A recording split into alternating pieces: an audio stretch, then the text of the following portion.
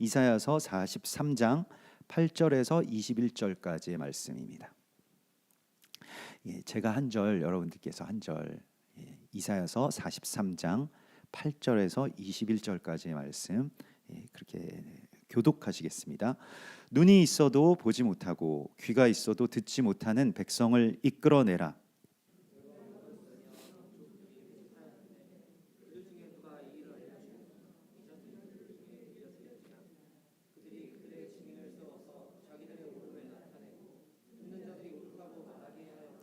나 여호와가 말하노라. 너희는 나의 증인 나의 종으로 택함을 입었나니 이는 너희가 나를 알고 믿으며 내가 그인 줄 깨닫게 하려 함이라. 나의 전에 지음을 받은 신이 없었느니라. 나의 후에도 없으리라. 내가 알려주었으며 구원하였으며 보였고 너희 중에 다른 신이 없었나니 그러므로 너희는 나의 증인이요 나는 하나님이니라. 여호와의 말씀이니라.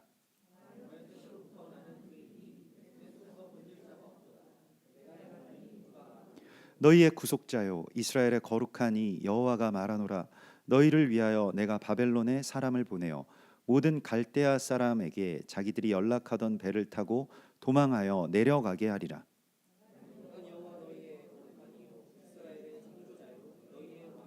나 여호와가 이같이 말하노라. 바다 가운데의 길을 큰 물 가운데에 지름길을 내고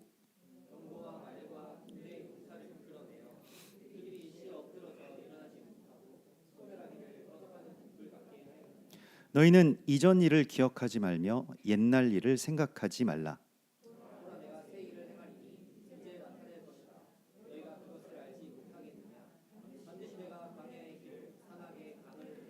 장차 들짐승 곧 승냥이와 타조도 나를 존경할 것은 내가 광야의 물을 사막의 강들을 내어 내 백성 내가 택한 자에게 마시게 할 것임이라. 이 백성은 내가 나를 위하여 지었나니 나를 찬송하게 하려 함이니라. 아멘. 우리가 주님께서 우리에게 보라 내가 이전 새 일을 행하리라라고 이렇게 말씀을 하시는데 그 상황들은 굉장히 안 좋은 상황이었습니다. 이스라엘 백성들이 포로로 잡혀가게 되고 세계에서 가장 험악한 그리고 험악하고 가장 강한 군대에 의해서 멸망하게 될 것이라고 하는 예언이 사실 이사야서의 예언이거든요. 이사야서 우리가 오늘 이제 8절부터 같이 읽었습니다마는 43장 1절은 굉장히 유명한 말씀이죠. 야곱아 너를 창조하신 여호와께서 지금 말씀하시느니라. 너는 두려워하지 말라. 내가 너를 구속하였고 너를 지명하여 불렀나니 너는 내 것이라. 이렇게 이스라엘을 향하신 주님의 말씀이 부어지는데 그런데 이스라엘 백성들은 어떻습니까? 눈이 있어도 보지 못하고 귀가 있어도 듣지 못하였습니다.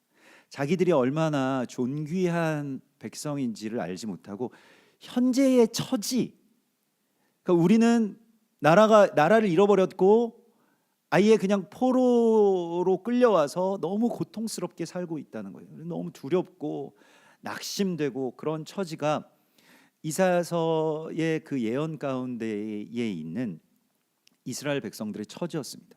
그래서 눈이 있어도 보지 못하고 귀가 있어도 듣지 못하는 그 백성을 너희가 이끌어내라 이렇게 말씀을 하십니다. 그 우리에게 주신 사명이고요. 우리가 어제 베네딕트 킹 부부가 오셨잖아요. 그래서 베네딕트는 이제 영국에서 알리아하신 유대인이고요.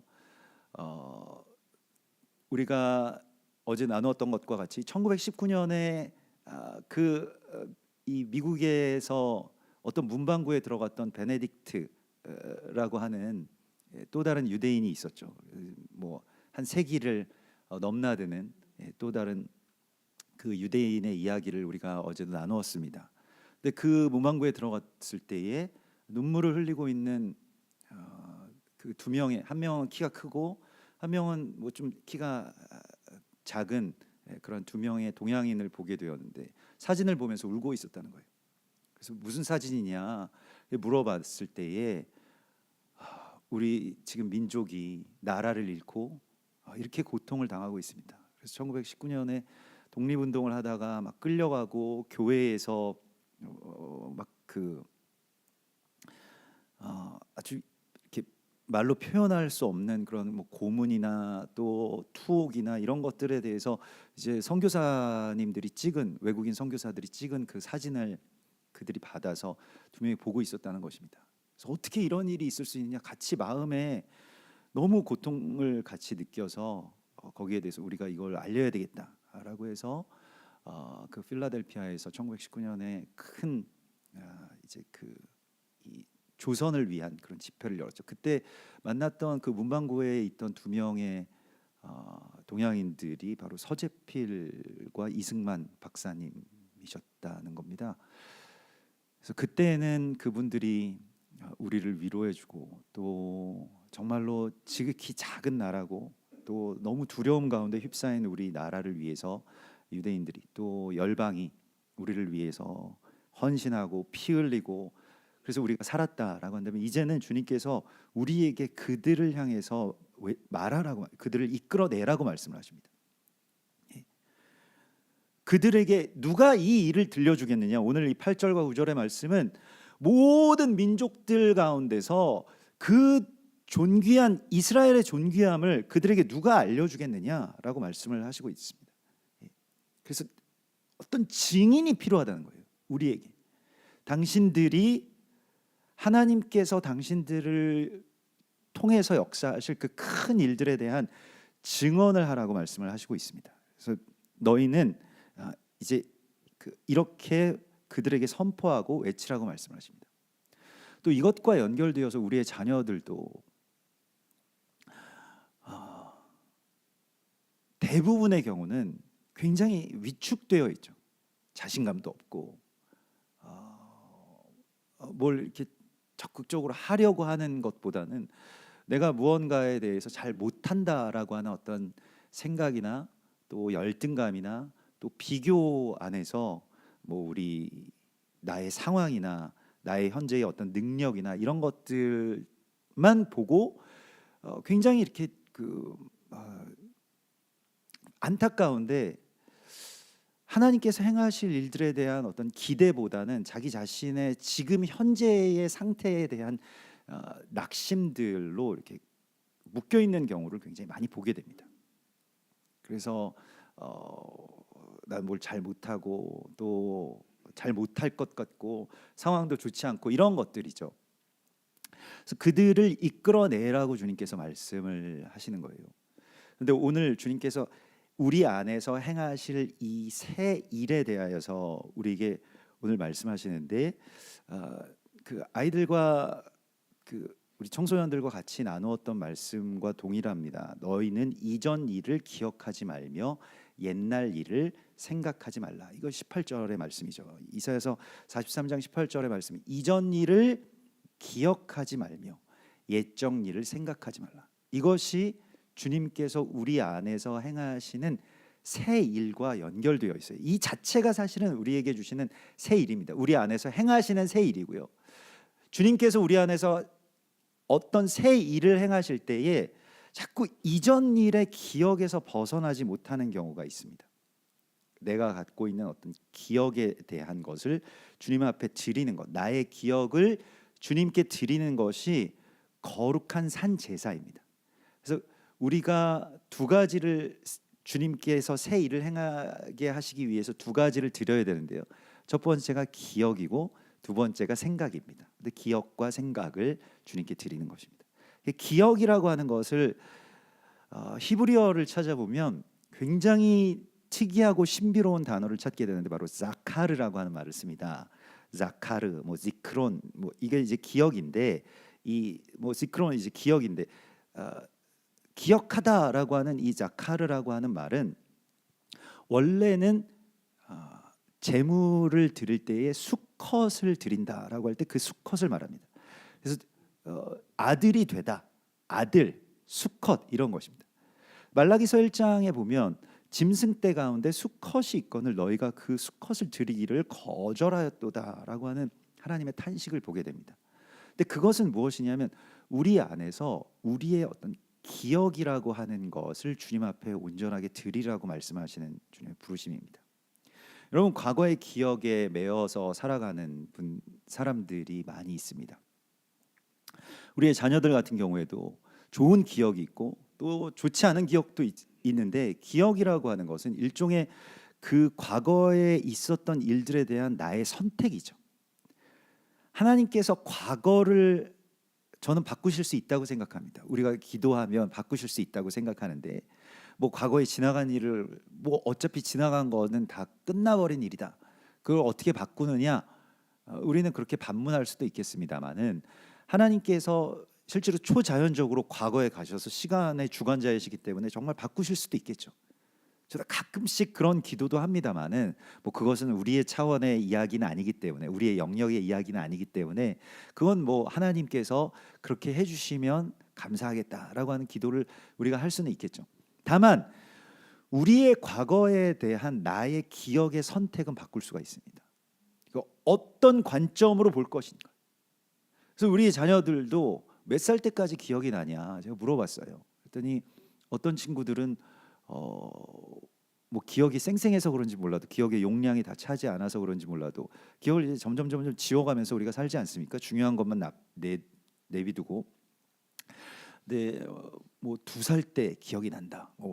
그게 그래서 2살 때 무슨 일들이 있었는지 잘 기억이 난다는 거예요. 대부분은 뭐 5살, 6살 때 정도부터 이제 띄엄띄엄 기억나기 시작한다고. 근데 기억이라고 하는 이 자카르라고 하는 것은 그 히브리어를 보면 이제 무언가를 이게 돌에다가 판에서 새기다는 뜻입니다. 그래서 이게 지워지지 않는 어떤 글씨처럼 이미 다 새겨져 있다는 거예요. 내가 여기에 대해서 선택하고 지금 나의 어떤 머리에 떠오르냐 떠오르지 않느냐가 되게 그런 문제일 뿐이지, 사실 기억이라고 하는 것은 우리의 삶 가운데 이미 다 그 시간들에 새겨져 있는 여러 가지 일들입니다. 여러 가지 말들이고. 근데 그걸 주님께 드리는 것입니다. 기억을 새롭게. 그래서 주님께서 우리의 기억을 새롭게 해달라고 우리가 끊임없이 기도해야 되고, 좋지 않은 기억, 그걸 주님께 드리는 것이죠. 그래서 내가 갖고 있는 그 과거에 대한 어떤 기억의 선택의 주권을 내려놓는다라고 하는 것에 대하여서요, 주님께 우리가 같이 이렇게 많이 기도해야 됩니다. 그리고 자녀들과 그렇게 기도했습니다. 자녀들의 삶에 있어서 보는 관점에 따라서는 너무 감사하고 좋은 기억이라고 할지라도, 나는 뭐 별로 감사함이 없어, 나는 별로 좋지 않아, 원망만 가득하다라고 한다면, 그것은 이미 아무런 소망이 없는 삶일 것입니다. 그래서 기억을 새롭게 한다라고 하는 것은 과거에 대한 좋지 않은 기억들을 하나님 앞에 산 제물로 드리는 것이고요. 또 좋은 기억조차도 하나님 앞에 드리는 것입니다. 내가 어떤 과거에 매여 있는 경우가 굉장히 많이 있죠. 난 과거에 굉장히 잘났었다, 뭐 이런 경우도 있을 것입니다. 그래서 계속 과거만 이야기하시는 분들이 있을 거예요. 과거의 영화, 과거에 있었던 어떤 일들, 이런 것들이. 그래서 그것에 대하여서도 주님께 드리는 것입니다. 이제부터 행하실 주님의 새 일에 대하여서 우리가 기대하기 위해서는 과거의 기억에 대한 나의 선택권을, 내가 좋지 않은 것만 선택하든지 아니면 좋은 것만 선택하든지, 그 두 가지도 다 사실은 주님의 것이라고 우리가 고백하는 것에서부터 새 일을 주님이 행하시게 됩니다. 안 좋은 기억이 있잖아요. 주님께, 주님 저는 이것을 이제 기억하는 주권을 주님께 올려드립니다라고 할 때에 주님께서 그 기억들을 바꾸어 주시는 것이죠. 그 안에서도 다른 관점을 우리에게 보여주시고요. 그래서 바라보면서 자녀들과 뭐 아주 짧게는 우리가 그런 묵상 기도도 했는데요. 어제 하루 동안 우리가 아침에 일어났을 때부터 저녁에 이 하루 동안 있었던 그 일들을 내가 한번 눈을 감고 한번 생각해 보자. 그래서 어디에 갔었는지, 누구를 만났었는지, 그때 내 기분은 어땠었는지, 그리고 다시 한번 그 자리로 돌아가서 그 시간과 그 공간으로 가서 하나님은 그때 나를 바라보시면서 어땠었을지, 또 엄마는 나를 바라보실 때 어땠었는지, 시점을 다 각각 다른 카메라를 쓸 수가 있잖아요. 기억의 다른 카메라들. 내가 갖고 있는 이 하나의 어떤 관점만을 갖고 있는 것이 아니라, 그때 하나님은 나를 보실 때 어땠어? 그때 엄마는 나를 봤을 때 어땠을까? 이런 것들에 대한 그 관점을, 새로운 관점을 받는 것이 기억을 새롭게 하는 것입니다.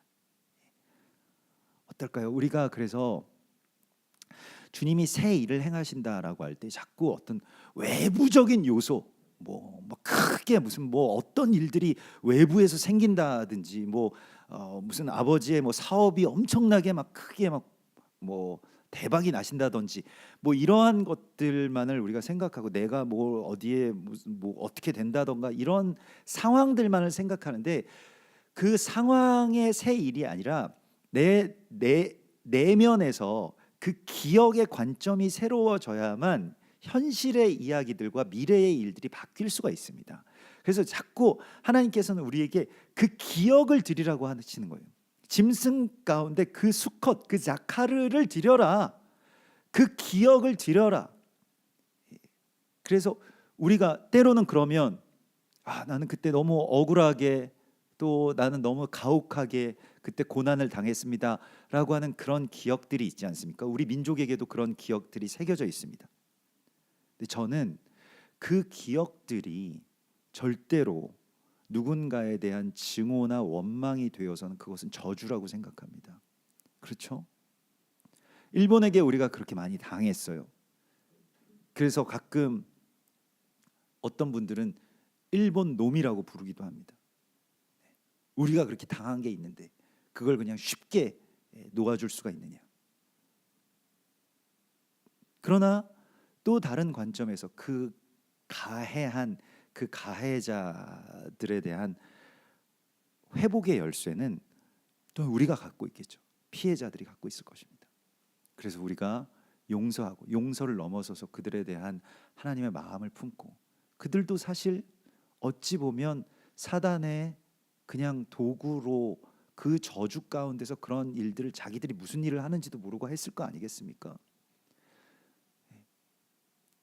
그러면 거기에 대하여서 우리가 같이 용서하고, 또 더 나아가서 하나님께서 행하실 일들에 대한 소망을 품고 그들에게 복음을 전하고 그들과 함께 나아가는 것, 그들이 죄를 사죄하든 사죄하지 않든 그것과 상관 있는 것이 아닙니다. 우리 기억의 문제예요. 그래서 기억을 새롭게 한다라고 하는 것에 대하여서, 이 기억이라고 하는 것이 하나님께서 우리를 기억하시도록 하는 것, 또 내가 갖고 있는 기억을 하나님께로 돌려드리는 것이라고 하는 것이요. 그래서 그 자카르라고 할 때에 이 자카르를 어디에서, 성경 그 히브리어는 성경에 언제 제일 먼저 나왔느냐가 되게 중요하거든요. 그 뜻이 전체를 다 지배하게 되는데, 자카르라고 하는 말이 언제 제일 처음 쓰여졌냐면 창세기 1장 27절에 쓰여집니다. 근데 우리는 이제 거기에 기억이라고 하는 말이 안 나왔기 때문에 그냥 넘어갔지만은, 창세기 1장 27절에 하나님이 자기 형상, 곧 하나님의 형상대로 사람을 창조하시되 남자와 여자를 창조하시고, 이렇게 되어 있습니다. 남자를 자카르라고 썼어요. 하나님이 형상이라고 하는 것도 이렇게 새긴다는 것입니다. 자카르도 새긴다는 뜻이에요. 그래서 하나님의 형상을 우리에게 새겨 놓으셨다는 것입니다. 우리가 때로 부당한 고난을 당했다 할지라도 그 고난을 어떻게 기억하면 그것이 우리에게 은혜가 되냐면요, 그리스도 예수께서 이 일을 겪으셨겠구나라고 하는 것이요. 그리스도 예수를 바라보고 그 형상이 내게 새겨지는 것이구나라고 할 때에는 예수와 곧바로 연합됩니다. 그 기억이 원망이나 상처나 누군가에 대한 어떤 과거에 아주 안 좋은 그런 생각들이, 이런 걸로 남는 것이 아니고, 그리스도께서 그렇게 조롱받으시고 매 맞으시고 피 흘리시고 이러한 모든 일들을 우리가 겪었구나, 우리도 나도 그런 거룩한 아들이 되었구나 라고 할 때는 어떤 고백이 나올까요? 다 이루었다라고 하는 완전함 가운데로 우리가 그리스도 예수와 연합되는 데까지 나아가게 됩니다. 그러면 과거에 그런 기억이 있어서, 야 너희 그때 나 죽였었지, 예수와께서 절대로 그렇게 가르치시지 않았는데도 불구하고 그런 식의 세계관을 갖고 있는 사람들은 유대인들에 대해서 반유대주의가 무엇입니까? 독일 사람들이나 뭐 카톨릭에서 예수님을 죽인 사람들, 예수님을 죽인 민족, 그래서 저주를 받고 우리가 그 사람들에게 복수를 해야 된다. 그런 세계관과 그런 신학을 가르치는 데까지 전락되어 버렸다는 것입니다. 우리에게 이것을 다시 되돌려 놓으라고 말씀을 하십니다. 그래서 먼저는 기억을 새롭게 하라고 말씀하시고요. 두 번째는 이전 것을 너희가 기억하거나 옛날 일을 생각하지 말라, 이렇게 말씀을 하십니다. 생각이라고 하는 것은 그 being이라고 하는데요. 히브리 말로 이 being이라고 하는 것은 자주 찾아간다라고 하는, 이제 뭔가 빈번하다라는 뜻입니다. 우리 말로도 빈번하다라고 하는 뜻과 being이라고 하는 말이 있습니다. 그러니까 계속 그것만 생각하는 것이죠.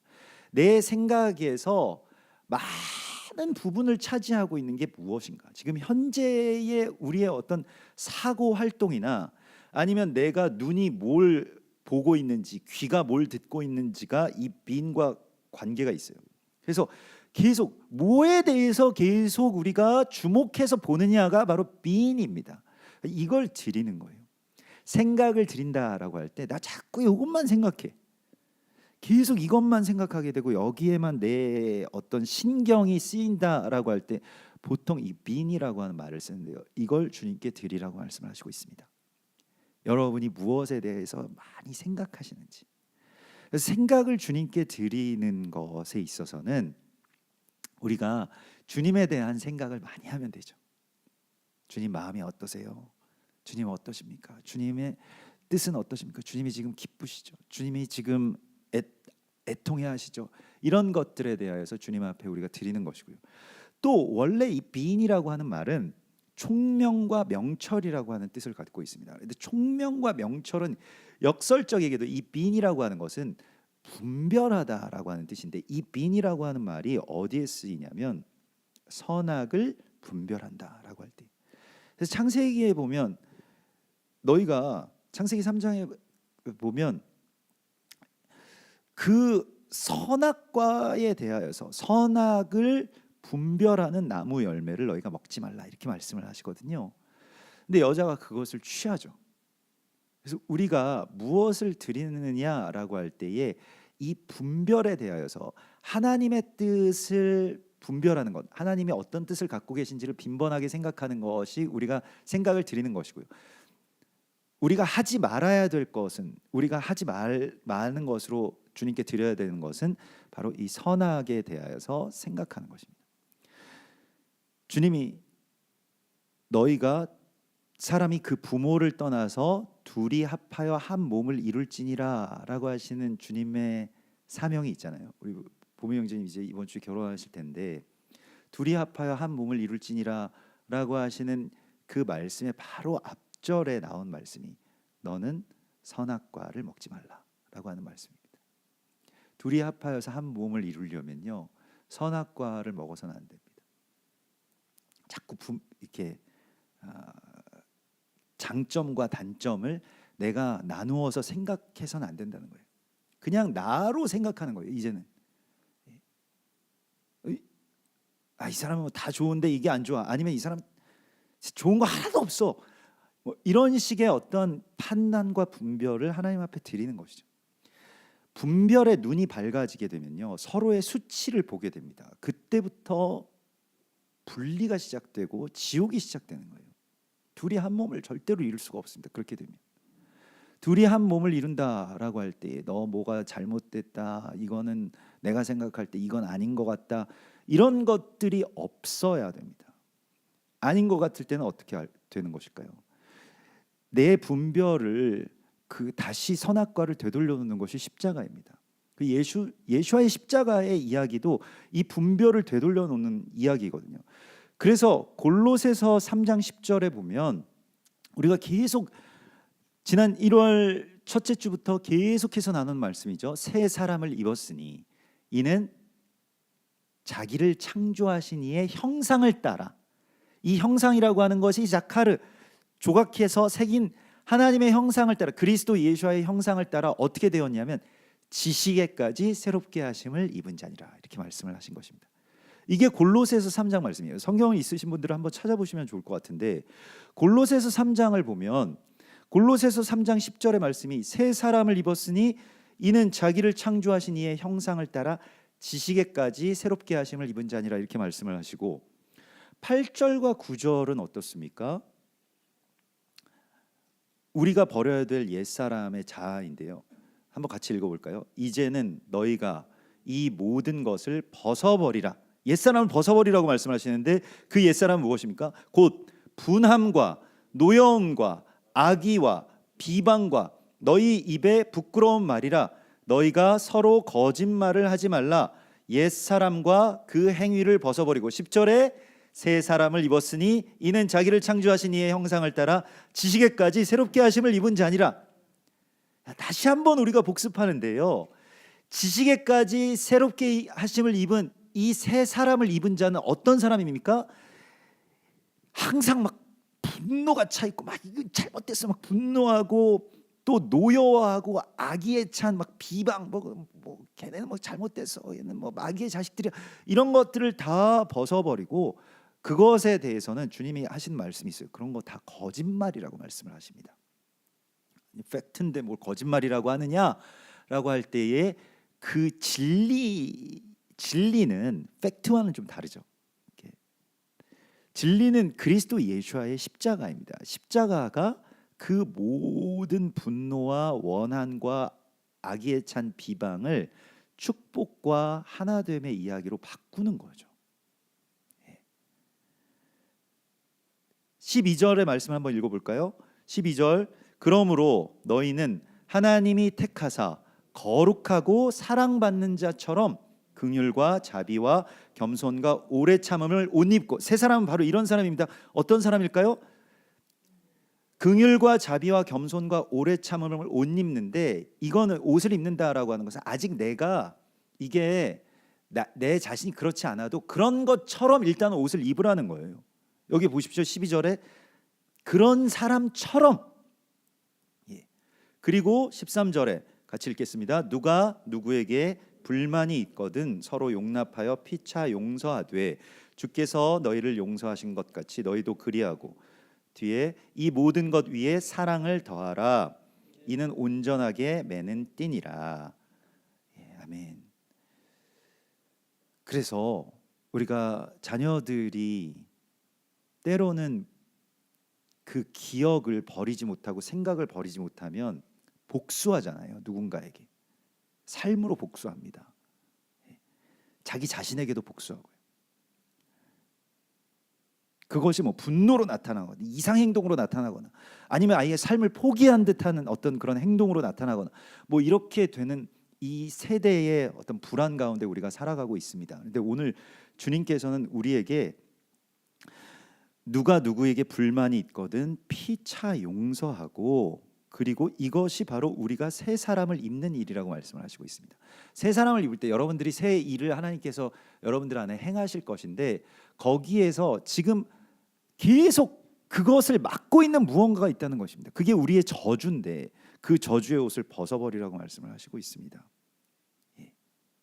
그리고 16절에 시와 찬미와 신령한 노래로 서로 화답하고 너희는 감사하는 자, 찬송하는 자, 예배하는 자가 되라. 무엇을 하든지 말에나 일에나. 자, 예배는 무엇입니까? 오늘 우리가 주일날 이 아침에 주님 앞에 나와서 예배에 참석하면 그것이 예배의 끝이 아닙니다. 항상 말씀드리지만 이것이 예배의 시작인데, 그러면 그 예배가 삶의 예배로 어떻게 연결되느냐가 되게 중요하겠죠. 삶의 예배는 여러분들이 계속 야 근데 이거 뭐 잘못되지 않았냐, 이거 뭐 나라가 이 모양이냐, 뭐 아니 너희는 왜 이렇게 사냐, 뭐 저 사람 왜 저러냐, 이런 말들이 내 안에서 나왔던 것이 바뀌는 것입니다. 무엇입니까? 시와 찬미와 신령한 노래로 서로 화답하는 거예요. 여기에서 하나님의 나라가 여러분들의 가정과 관계 안에 찾아옵니다. 내가 할렐루야 할 때 우리의 자녀들과 우리의 아이들이 같이 화답한다면 그게 예배잖아요. 야, 이거 얼마나 감사하냐. 너무 좋다. 너무 귀하다. 이런 것들이 서로 화답하면서 하모니를 이루고 더 증폭됩니다. 소리들이. 그래서 무엇을 하든지 다 주께 하듯 하라. 그러면서 부모들에게는 자녀를 노엽게 하지 말라. 자녀들에게는 육신의 아버지에게 하나님을 대하듯 하라. 육신의 어머니에게 하나님을 대하듯 하라. 주를 섬기듯 하라 라고 하는 말씀이 계속 이어지는 거예요. 이게 새 사람이 되는 것입니다. 그러면 이것의 시작점은 어디에 있을까요? 내 기억을 드리고 내 생각을 주님 앞에 산 제물로 드릴 때에 있는 일입니다. 근데 이거 한 번 하는 것이 아니고요. 이게 우리가 나는 날마다 죽노라라고 하는 것과 같이 매일매일, 나 예전에 한번 그리스도 십자가의 은혜를 받았습니다. 그걸로 끝이 아닙니다. 오늘 매일매일 내 안에서 그런 것들이 다 못 박혀지고 그 다음에는 무엇이 나와요? 너희는 감사하는 자가 되라. 감사를 넘어서서 예배를 같이 드리라는 거예요. 예배를 같이 드리는 것에 있어서는 가정 예배를 세우는 것도 물론 되게 중요할 것입니다만은 자녀들에게 계속 축복의 말들을 가르치십시오. 저주를 대물림할 것입니까? 아니면 축복을 대물림할까요? 계속 막 걱정, 저주, 막 뭐 이런 것에 대한 어떤 고통, 이런 것들로 가정이 계속 묶여 있다라고 한다면 그 자체가 너무나도 큰 저주입니다, 여러분. 오늘 하나님께서는 우리 안에서 새 일을 행할 것인데 옛 사람의 어떤 자아를 과감하게 그냥 벗어서 던지고, 그것은 악의에 찬 말, 분노, 노여움, 두려움 이런 것들입니다. 그거 다 벗어 던지고 너희는 새 사람을 입으라. 그 새 사람은 찬송하는 것입니다.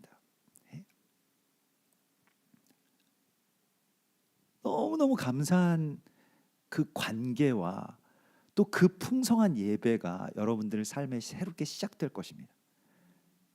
하나님께서 또한 우리가 그래서 우리의 자녀들에게도 그렇게 같이 나누었어요. 우리의 자녀들이 가정을 바꿀 수 있죠. 갑자기 자녀들이 무언가가 막 다 좋아진 건 아닌데, 우리 교회에도 이렇게 오면 뭐 그 자녀들이, 제가 이렇게 곰곰이 이렇게 생각해 봤는데 너무 어둡고 막 침울했던 그 아이들이 어떻게 이렇게 밝아졌을까? 그 사이에 무슨 일을 하나님께서 행하신 것일까? 이런 것들을 자기도 잘 몰라요. 언제 무슨 뭐 이런 일들이 막 특별한 계기가 되어서 바뀐 것 같지는 않은데 아이들이 너무 밝고, 어제도 그 유대인 우리 그렇게 지체들과 또 원리맨 패밀리에서 이렇게 오셨는데 아이들과 청소년들, 청년들이 너무 이렇게 밝은 모습을 보고 깜짝 놀랐다고. 그래서 스스럼 없이 다가오고 또 같이 격이 없이 같이 예배드리고 어떤 장벽이 없이 그런 것들이 너무 반가웠다고 말씀을 하시면서 너무너무 감사하다는 그런 말씀을 해주셨습니다. 너무 감격하시고, 우리가 전에 위로를 받았으면 또 이제는 우리가 그렇게 위로를 전하는 자들이 되고, 우리에게 너희가 그런 사람들을 끌어내라. 어떤 실망과 절망 가운데서 계속 원망하고 나는 막 뭐 때문에 잘못됐고, 바벨론 사람들 때문에 잘못됐고, 누구 때문에, 이 하마스 때문에 잘못됐고, 뭐 저런 사람들 때문에 잘못됐고, 이런 것들에 대해서 막 실망하고 있는 사람들을 끌어내라고 말씀하십니다. 어떻게 끌어냅니까? 시와 찬미와 신령한 노래로. 내가 예배할 때, 내가 감사할 때, 나 이런 상황인데도 불구하고 너무너무 항상 기뻐하고 하나님께 감사할 때 여러분들이 세상을 바꾸실 수 있습니다. 자녀들은 부모를 변화시킬 수 있고요, 부모님들은 자녀들을 변화시킬 수 있고, 부부가 한 사람이 될 수가 있습니다. 한 새 사람을 이룰 수가 있어요. 그것은 다 내가 기억이나 나의 지금 현재의 생각을 주님께 산 제물로 드릴 때 일어나는 놀라운 새 일입니다. 이 새 일을 여러분들의 삶 가운데서 하나님께서 이루시겠다고 약속하십니다.